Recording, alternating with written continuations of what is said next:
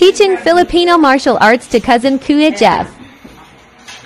So even two hands. Yeah. Oh, here. So the thing, yeah, you do that. So this is your marking when you want to go out. So for example, here, so you have to place it like here. Okay. So this is your blade. So you want the blade to go out. So like for example, yeah. Oh. Right. So if someone's grabbing you, like more. Yeah. So where the thumb is. Yes. Where the thumb is.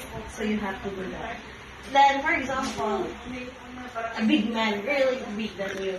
So, like for example, here, then you can get it, right? So all you have to do is grab your thumb right here, like this one, and then so you have additional strength. So that is because here, so just you have to overlap your thumb, and then that's the your and the one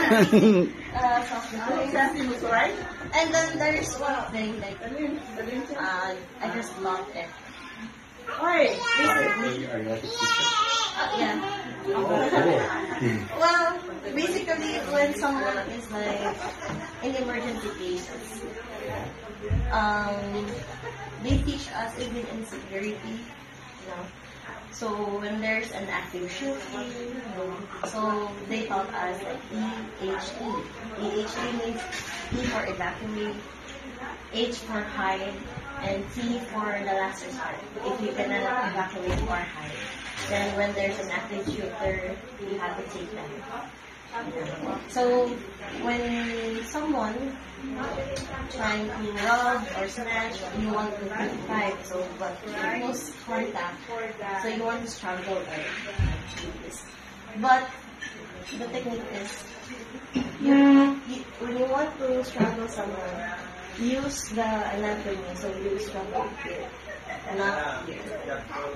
It's because when you push down like here, it's kind of like Where you can breathe. yeah. No, you feel it right? Yeah, I feel it. It kind of yeah. Hard to breathe. Yes. So that's the technique there. I'm never in an active shooting. No, not just in active shooting, but in some emergency cases as well. You can use it. Okay. Yeah. Thank you for that lesson.